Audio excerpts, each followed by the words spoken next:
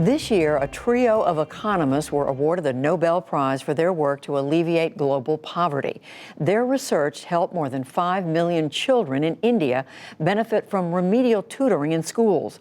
Tonight, Paul Salman talks with two of the winners, a husband and wife duo. It's part of our series, Making Sense. MIT's Abhijit Banerjee and Esther Duflo, the first married couple to win the Nobel Prize in Economics. Duflo, 47, is also the youngest economics laureate ever and only the second woman to receive the prize. They met in the mid-90s when Duflo, then a grad student, took Banerjee's course on economics and poverty, and she says, I was going to study development no matter what happened. Development to help poor people with data. Exactly, and link sort of careful thinking, not go with your intuitions, because our intuitions are often wrong. Or they've been taught to you in economics classes. By authority figures. By authority figures. Yes. Because the issues are fundamental. Banerjee was such a figure, but economic theory, his forte, was totally divorced from the Mumbai neighborhood in which he grew up. I played with the kids from the slum all the time, and I think over time I started to realize that, what I was doing could be connected with my previous life. Previous life as an economist, you mean? No, previous life as a little boy playing with other little boys who didn't go to school. And mostly, I think I was always a little bit conscious of the fact that the economics that I practiced were not necessarily always deeply connected. Well, here's a thought experiment for you. Thus began their rigorous approach to combating poverty, testing policy solutions through randomized controlled experiments, the way new treatments are tested in medicine. It's not the Middle Ages anymore, it's the 21st century. Randomized controlled trials have revolutionized medicine by allowing us to distinguish between drugs that work and drugs that don't work. And you can do the same randomized controlled trial for social policy.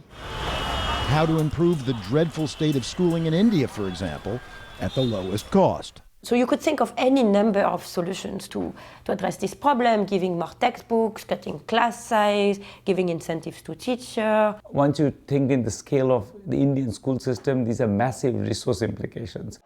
600,000 schools, so that's not cheap. So you want to figure out what exactly you need to do. Can it be done within the school system with normal teachers in the normal teaching hours?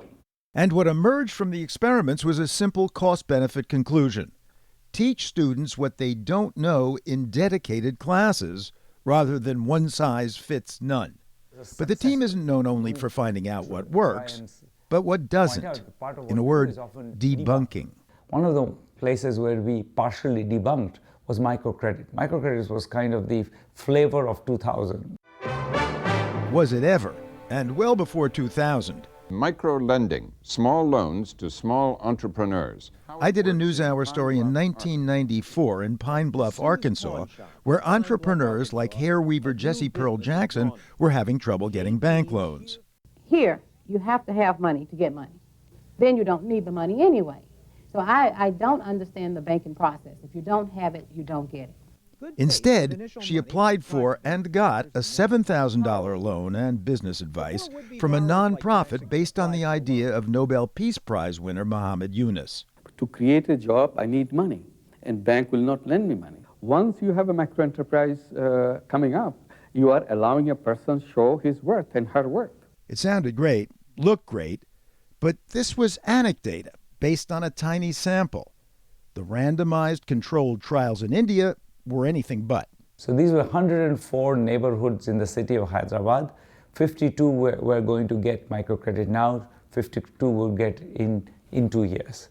And we compared the places which got microcredit with the ones which didn't, and we found that on average it did nothing for the earnings of the people who lived there. It didn't get richer.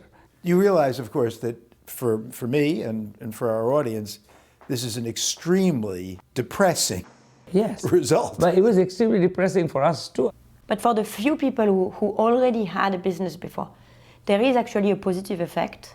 I think this presumption that it's going to be win, win, win, win, win is what the problem was. It was oversold. Also controversial are the economist couple's randomized trials on local politics. we focus on the question of how do we get voters to be responsive to the fact that this politician isn't doing his job. All they actually did, publicize politicians' voting records in local newspapers. When you ask people in poor neighborhoods, 2% say we want roads, just 2%. 57% say we want drains, sewers, etc. This politician voted for drains and sewers. This one voted for roads. And in fact, people begin to vote for the drain person over the roads person once they see in a newspaper which way they voted. Exactly. Another intervention was to just let the locals know that what politicians do matters.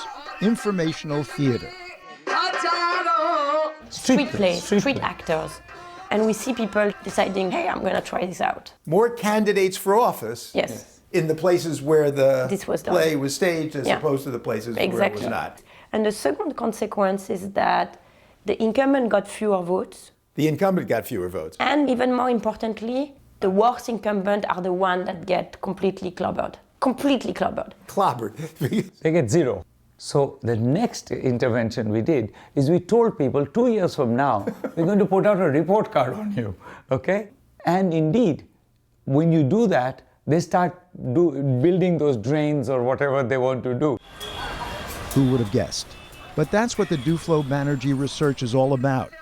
Trying to reduce the guesswork of economic development policy by seeing what seems to work and what doesn't, at least in its current form. For the PBS NewsHour, Paul Salman in Boston, Massachusetts.